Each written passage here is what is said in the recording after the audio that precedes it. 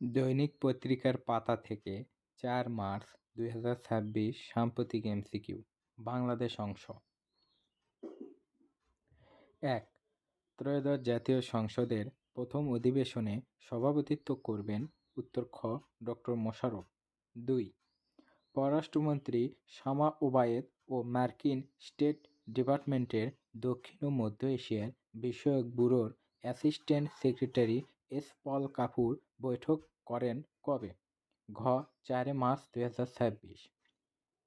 ৩. সর্বশেষ ৩ মার্চ ২০২৬ হিসাব মতে দেশের বর্তমান বৈদেশিক মুদ্রার রিজার্ভ কত?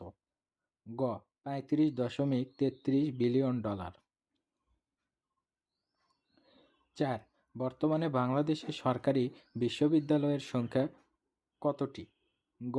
৫৭টি। নোট: সর্বশেষ ৫৭তম বিশ্ববিদ্যালয় ঢাকা সেন্ট্রাল ইউনিভার্সিটি। পঞ্চম।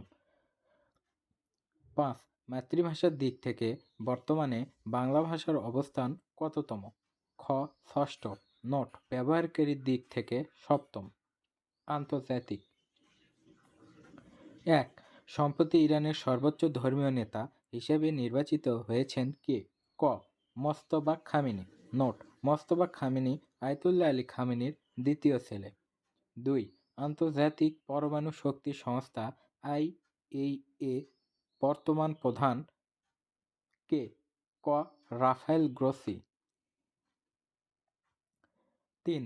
ইতিহাসের প্রথম স্বাধীন কৃষ্ণাঙ্গ প্রজাতন্ত্র কোন দেশ? উত্তর খ. হাইতি। নোট: ১৮০৪ সালে হাইতি স্বাধীনতা লাভ করে। ৪. সম্প্রতি যুক্তরাষ্ট্র কোন দেশের সাথে বাণিজ্যিক সম্পর্ক ছিন্ন করার ঘোষণা দিয়েছে? গ. স্পেন। নোট: ইরান হামলার জন্য নিজেদের ঘাঁটি ব্যবহার করতে না দেওয়ায় এই সিদ্ধান্ত নিয়েছে যুক্তরাষ্ট্র। ৫. যুক্তরাষ্ট্রের সবচেয়ে বড় রাডার এনএফপিএস ১৩২ কোন দেশে অবস্থিত? উত্তর খ. কাতার।